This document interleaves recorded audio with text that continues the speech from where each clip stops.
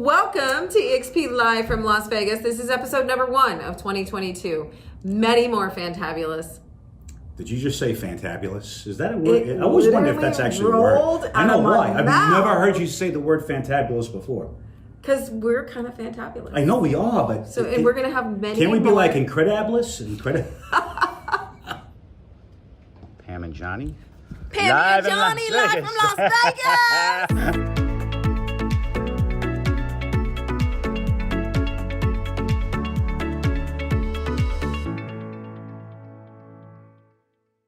Fun stuff. Today we always bring you something new and exciting going on in eXp, not just from Las Vegas, but nationally. So we have something super cool to talk about today. I know this guy's kind of like my sidekick, but I'm actually going to interview him today. Ooh, I'm nervous. I know. I'm so nervous. I don't like to be interviewed. I like to do the interviewing. Yeah, well, you got a lot of information to bring to the table. I do. John has been incredibly busy getting his business brokerage license, which I think it takes the commercial real estate aspect to a completely different level when you're operating a team of individuals who understand a region and an industry, and they can support clients through the purchase and disposition of assets, and they can support clients through the purchase, the acquisition, and the disposition of assets, along with supporting them on the business side. Right. And it really is a whole different beast. It's a whole other beast, is right. Yeah. There's a lot to know, there's a lot to learn, but thankfully I know a bunch and I've learned a bunch and I'm still continuing to learn. And so we wanted to share what's going over. We'll get to that in a second, but first let's talk about... but I mean, and one of the cool things about you transitioning into business brokerage is I love the fact that you come from an SBA background, right? Helps tremendously. Yeah, so tell us a little bit about that. Like, okay. What'd you do with the SBA? What'd you learn? It obviously brought you here for some reason. So prior to getting into real estate, I was an SBA loan officer and I ran the Western Regional Office for a very large SBA loan packager, and that's where I really learned to cut my teeth in terms of digging through financial statements, because 90% of what a business broker does is to do an analysis and to do what was Quincy, when you like a medical forensic, thank you. Yeah. You're really doing a forensic analysis of a business to determine what the value is. And at the end of the day, it always comes down to cash flow, which is what the company's profiting at the end of the year after paying all their expenses, paying taxes, pre-tax, etc. Right. So simple yet kind of in-depth explanation of what a business broker does, right? Right. So you're taking people's businesses and you're evaluating them because they would like to sell them. Correct. Or on the other side, you have clients that come to you and they're interested in actually buying businesses, right? I want to buy a business that's already up and running. Unlike a franchise, you're typically working with independent owners, correct? Correct, yeah. So, right now with the economy the way it's going, there's a couple of factors that are playing right now that are really increasing the amount of businesses that are for sale and that will continue to be for sale. Yeah, it's interesting. It's interesting. And, first and foremost, COVID, completely, it changed the game. But it was just a big game changer. The cool thing about COVID is that the cool thing about COVID, you did that before. There's nothing cool about COVID. Nothing cool about COVID. However, it was fun to watch some business owners actually take that change, that fundamental, huge change in the world, and make lemonade out of lemons, because a lot of people did. Right. A lot of people just went, okay, so that's not going to work in the new world, so to speak, right? It's not the first time that crisis has created opportunity. Oh my gosh. Sometimes it's inadvertent, sometimes you don't see it coming, and sometimes it just plops on your lap.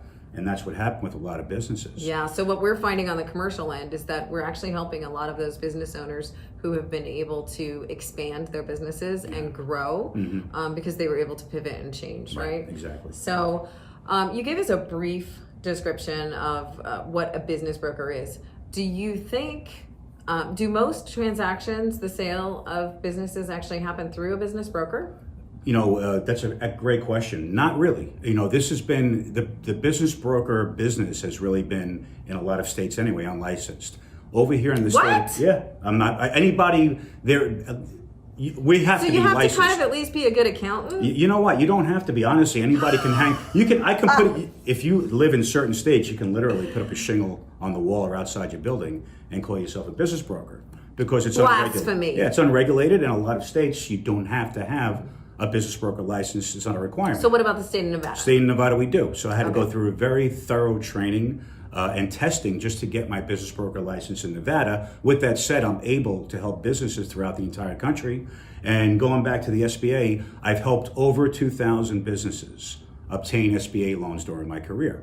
And I've worked with every business across every vertical market you can imagine, from attorneys to e-commerce businesses to HVAC companies. Yeah, so, listen, and I'm not taking anything away from John's experience, because John has a lot of great experience, but we were kind of buddies when he, in his former life of SBA, and I know that a lot of what he did was go to a bunch of conventions. Yeah. Donut conventions, pizza conventions, SHOT Show. I would throw SHOT Show, the occasional CES, and HVAC shows and electrical contractor shows. Yeah, so I'm not taking anything away from like all that important work that you did, but you had a little fun. I did. I had a lot of fun. It's great. Yeah. There's nothing better. And I never got a ticket to the donut convention. No, I'm still a little sour about that. Yeah, well, and I'm still hearing about it 2.5 years later. 2.5 years is later. What it is. So there's definite great benefit to hiring a business broker, it's right? A must. It's no different than selling a piece of real estate, right? Look, the first thing that we preach to anybody who says that they can do it on their own, FSBO as an example, is that you can, but you can't. You don't know what you're in for, and you don't know. You don't know what you don't know. Yeah, exactly. Yeah. Exactly. So it's very involved. Look, if you spend years building up a business, you want to have somebody there with you to guide you, and the most important thing is determining what the value of the business is. And what we do is we thoroughly go over the previous 3 years' business financials. We look for what are called add backs, which are basically expenses that a new owner will not have to absorb upon the purchase of the business. And so let's just give you a little example of what an add back could be, right? So like, I run a mom and pop wedding dress shop, Good right? Example. Mom and pop wedding dress shop, and pretty much my kids work there, wife works there, she's the seamstress, I'm the front guy, and we kind of handle this business. We've grown it into quite a successful business. But we pass through a lot of what could be considered personal expenses. Like cars. Through the business, like our cars, like insurance, like what would be considered personal business. So it's important, the add back is the extraction of those costs or pass-throughs, if you will, that might be hurting the bottom line financially on some paperwork that you're going to look at and the validity of the value of that business. But John's smart enough to do that, to find them, do the add backs, which creates more value in the business. Right. You're also looking at sustainability, right? Of course, because when you're buying a business, you're not buying it just based on the past history. You're buying on projected revenue, projected profit growth. So yeah, it's key, because you don't want to buy a business that necessarily has matured. Mm-hmm. There'll be certain instances where you may and absorb it into a business that you have, mm-hmm. that maybe you can co-join and just save a bunch of money on expenses, pick up some new accounts. So it's not always the rule of thumb, but it's primarily the rule of thumb is that, look, the bottom line is that if I'm going to buy a business, I want to know what the prospects of this business are in the future. 100%. So business brokerage seems to have come a long way in the recent years. It has, know what I mean? Yeah. There's been a stigma, not unlike what we face as real estate agents, right? A lot of us get a bad reputation because of the reputation of bad agents. And unfortunately with the business, it's shocking, huh? Unfortunately with the business brokering business, it's the same degree. There are good business brokers out there, but when you're dealing with people who are not regulated, not educated, who don't know how to go through financial statements and articulate what the statements actually mean, you're running into a problem there, and you're setting yourself up for failure. Yeah, I mean, financial analysis is the key to it all. Yeah. And it is very detailed. I've only seen on the outside some of what John's looking at and what he's going through. So it's just interesting. I feel like business brokerage has come a long way in the past couple years. It has. Just in the past couple years, right? And I think that eXp embracing business brokerage and adding it to the umbrella of everything else that we already provide our clients and our customers is just fundamental. It's that one extra piece we were talking about in the beginning, right? However, the role of the business broker, the industry in and of itself, has been pretty archaic. It's, as far as I know, it's literally CPA and accountant brains who are really just pecking away on the 10 key, and they've got like some Excel spreadsheets probably going on. You're making a great point, because what eXp has done for technology and real estate is that's what eXp is doing for technology in terms of the business broker business. Yeah, we literally have some of the most brilliant minds in business brokerage nationally that have come to eXp to use this as a platform to expand their business and better the world, honestly, because we're international in the short, of the buying and selling of businesses. In the short time that eXp for Business has been around, we've already done several $1 billion worth of deals, many of it through the eXp referral network. Because if you're an agent, especially if you're a commercial agent, you're going to run into businesses that may want to sell or just may want to know what their business is valued at. Right. So you're bringing added value by having somebody like me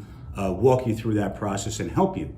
And it's just going to be tremendous. And there's going to be so many businesses that are going to be up for sale over the next 10 years or so.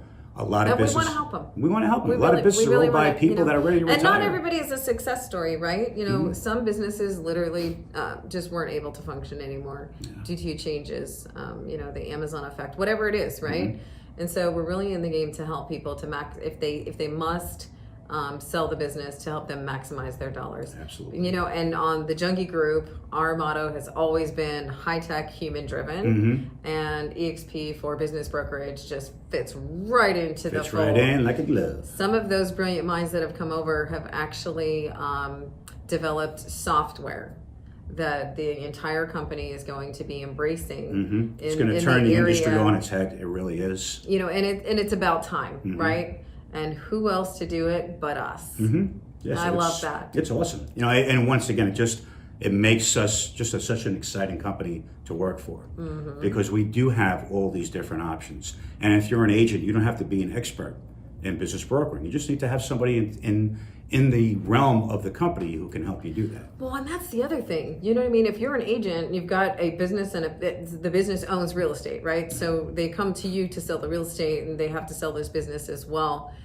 Get a business broker on that deal as fast as you can. As fast as you can. You guys need to be working in tandem, working together. They're two completely different beasts. Let the business broker do what he needs to do, and he should have enough respect for you to let you do your job as far as the real estate asset is concerned. They're combined and they're two completely different beasts. I would never try to do both of them. No, I mean, you can't be a master of everything. And you know what? Well, let's talk about that. You can't be a master of everything. There's different degrees of business brokerage, right? There is. I mean, as an example, at eXp, we, as part of our requirements, we had to join the IBBA, which is the International Business Brokers Association. Yeah, we're not just get a license we're not and say we're around. professionals. There's been a huge capital investment on the part of the business, and there's been a huge capital investment on people like me who want to be able to help business owners, and will have the expertise, we'll have the education, we'll have the background, and we'll have the contacts and resources to get deals done. And being part of the IBBA is something that most business brokers in this country don't do. And a lot of businesses are bought beyond the borders, in my opinion. Do you know what I mean? It doesn't have to be somebody from in Nevada looking at buying a Nevada business. Not at all. Not at all. Businesses are bought and sold way over the borders. I'm helping a business owner right now find urgent care businesses in South Florida. It's 3,000 miles away. We're national. We can, as a business broker, we can do business anywhere and help any business throughout the United States. Because at the end of the day, when we're doing our comps, and not to get into a long-winded, but in terms of doing comps with businesses, unlike in real estate where you're looking at the subdivision, you're looking at the neighborhood, maybe going out a little bit, a dry cleaner in Las Vegas as opposed to a dry cleaner in Nashua, New Hampshire, it's basically going to be the same gist in terms of what the value multiple will be in terms of a purchase. So don't let that deter you if you're in Idaho or New York or wherever. I would throw location in there as kind of like, a factor, but that's just my real on the surface, you think so, but it really isn't. So, that's why we have you. That's why you have me. So congratulations. Well, thank you, Pam. Woo! I'm very amped. I'm very psyched. Yeah. Well, we're excited to have you on board because it really rounds the team out. You know what I mean? We love the fact that we can do residential real estate and be an expert at it, and commercial real estate, whether it's industrial, retail, office, and now we're bringing business brokerage into the fold. And we just really feel like it's a great representation of all the different ways that we can help our clients. It's a great way to put it. We're well diversified as a business. We're well diversified in the Junkie Group. Yeah, and speaking of Las Vegas real estate, it is the first of the year. So what do you say we finish the podcast with maybe just a little market update? I like that idea. Let's do it. Let's talk about residential first. What's going on? Not much has changed in the residential market. We definitely have seasons in Las Vegas, and our spring season where people get out and about and start purchasing more is usually around April. they're already out and about. So it's already started. April came in January, huh? Exactly. April came in January. We just continue to suffer low inventory, right? So now there's a lot of panic in the market. There's not enough houses for everybody to buy. Then you've got the added pressure of inflation. The Fed has said they're gonna be increasing interest rates 7 times this year. So you have a lot of panic in the market right now. We're working really hard to get everybody we can into homes. We're seeing a lot of several people, and it's interesting too. We've experienced this. You and I just got we got a Dear John text message yesterday, and it was true. Dear John. Yeah. It's interesting too because we are now being recognized as one of the top 10 states or locations, Las Vegas in particular, of people moving in from out of state. However, a lot of those individuals are from California for obvious reasons because they're just going to move right across the border and not have to pay all that state income tax, right? And they're bringing their businesses here. However, we spoiled Californians for years with our real estate values and our prices. And now they're going, I don't know about Vegas anymore. It's getting pricey. You know, their money is not the California money isn't going as far as it used to. Are you still finding multiple offers on the properties that we're listing and showing? 2 to 30. Wow. Just depends on the price range and the property, but so there's multiple offers everywhere. So the residential market is still very strong in the fact that we've got a lot of activity in it. However, we still have a tremendous shortage of inventory, and there's no end in sight on that. Builders cannot build fast enough. And then a lot of the construction that we do have going on is subdivisions being built by institutional firms who are going to hold them long-term for rentals. So those properties will never actually hit the open market. Right. You know? That's a good point. So, I mean, homeownership is fundamentally changing as we know it. And it's kind of a shame. It's the American dream. So hopefully things will lighten up a little bit. Right, because when you first started out, I mean, you were primarily helping families, right? You were helping people that buy their first homes. You were helping police officers who maybe just started, whatever the case may be, looking for their first teeth on place. cops. I did. You know, and I have one gentleman that I helped buy and sell. I don't even know if it's 12 or 14 homes. If you count his dad and stuff like that, it's well over 14 homes. But he got divorced a lot. Unfortunately. But however, I grew up with the police officers. So when I started real estate, I was helping them buy $110,000 entry level homes. Wow. And then, you know, they would live there for a while and we would sell that home and they would buy their next benchmark home. It's been an absolute joy and a pleasure. But yeah, so I dig home ownership. I believe it. Bought my first house when I was 21. Wow. Had no idea what I was doing. $76,000. Whoa! Brand new par D construction. I was at that construction site every Brand day. Spanking new party construction. I was 21 years old and I was showing up at that construction site every day, scaring the living daylights. Yeah, I was. The last time I was afraid of a 105-pound person was in the 6th grade when this guy Louis was looking to kick my ass because I told him his sister was really cute. And I weighed about 65 pounds at the time. So I can imagine you on a job site. It's, people start waking up. Exactly. Yeah. So commercial real estate. Oh boy, there's so much going on. You know, I mean, you've got all these different sectors of commercial real estate. Like, you know, you can't just say, how's the commercial real estate market? You literally have to break it down into sectors. Correct. That's a great point. And every sector of the commercial market is mirroring the residential market out here. And it's also coming down to a supply and demand. We have so many businesses that have been moving here, especially from California, that are getting priced out. Let's talk about industrial to start off with. Industrial space is in huge demand right now out in Las Vegas. That's not going to slow down anytime soon. Many of the major industrial developers out here, they're leasing out or selling their properties as the walls are tilting, literally. They're getting deals done. It's amazing. That's not going to stop anytime soon.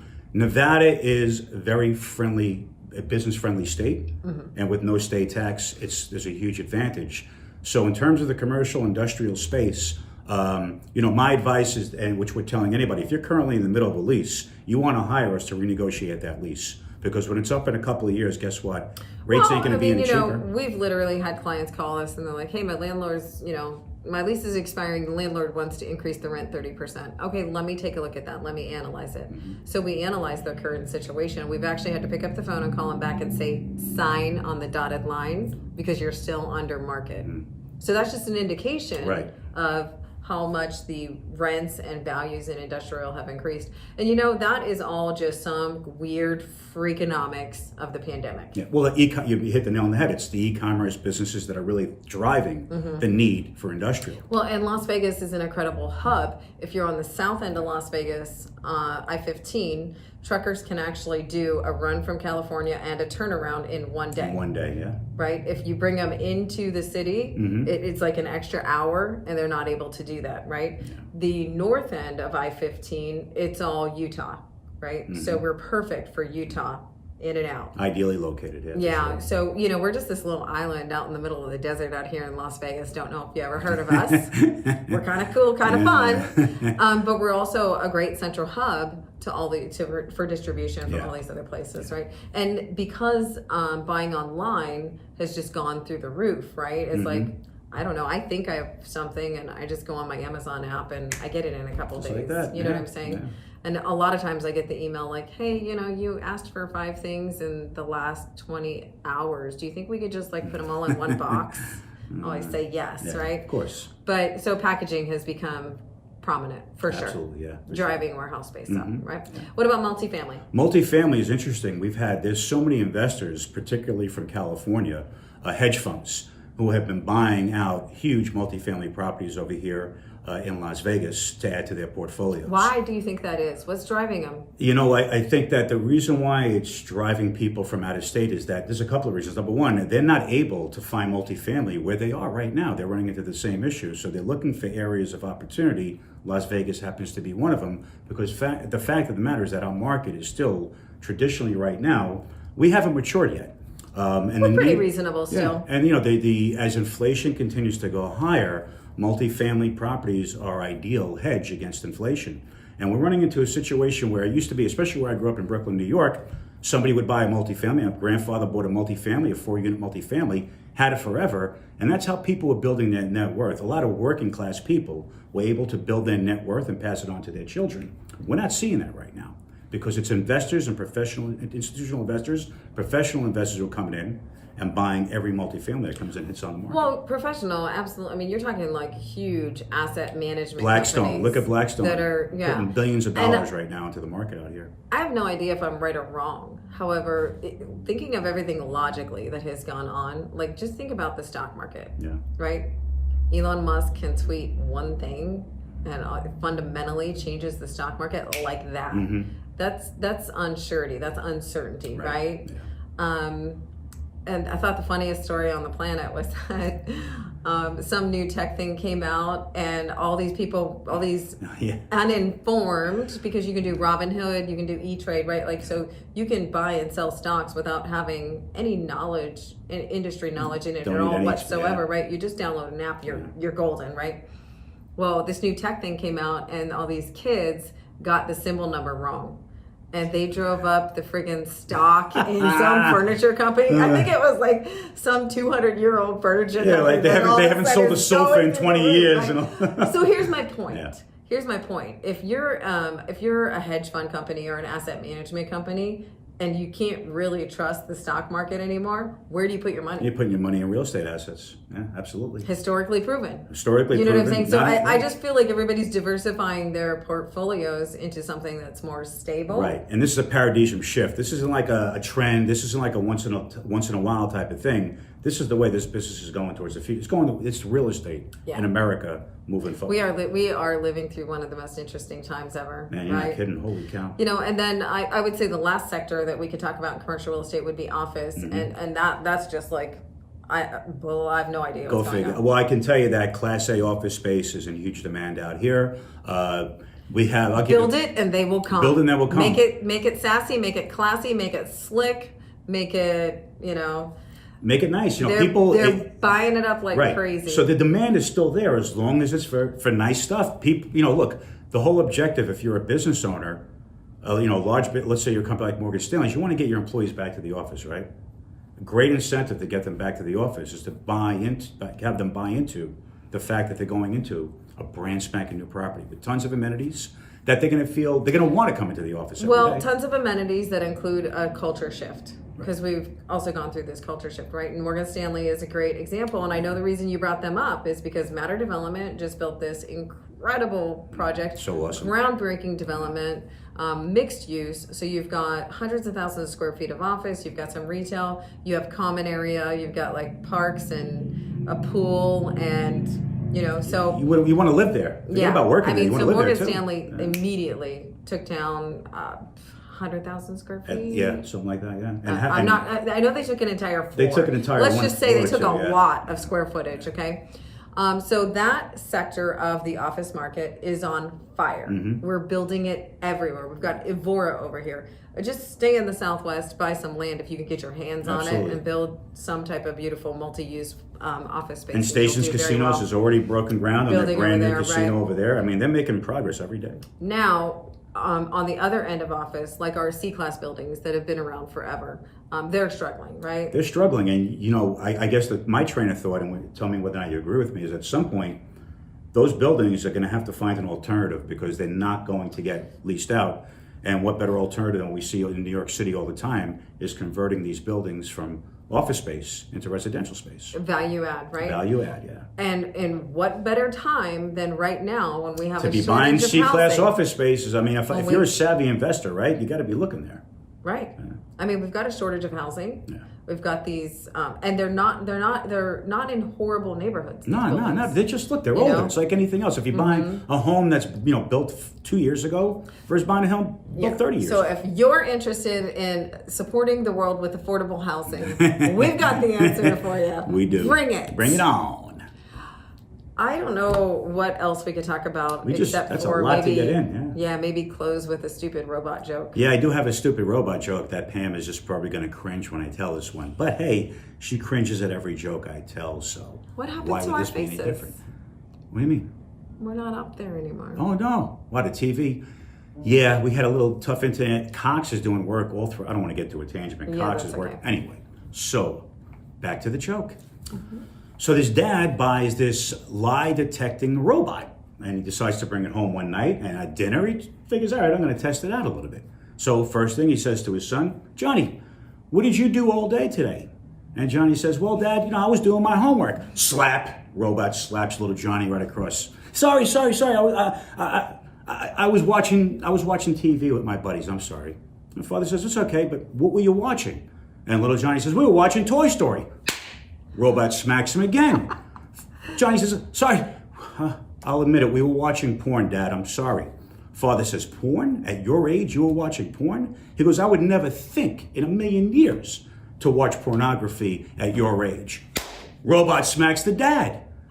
Mom laughs and says, oh, he surely is your son. Robot smacks mom.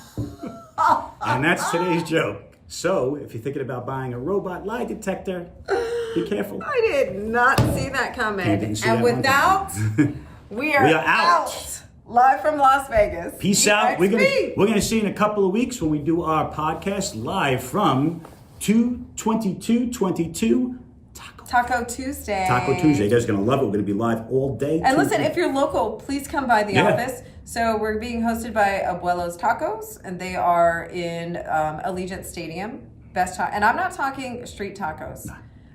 I like street tacos too. However, I'm talking tacos. These are big. I can't take tacos. it. I want to go. How am I supposed to wait till 2/22? What's today? The 4th? It's worth it. It's 18 worth it. days. It's going to be worth it. Come by, tacos. So she's coming here to our office inside Bottega Exchange, 6675 South Teneo, number 200. They make their own tortillas on site. Ooh, this is our gift to you guys. We just want to hang out. We want to network. We want to meet you. Get down here, have some tacos, and... Nosh. Exactly. Peace.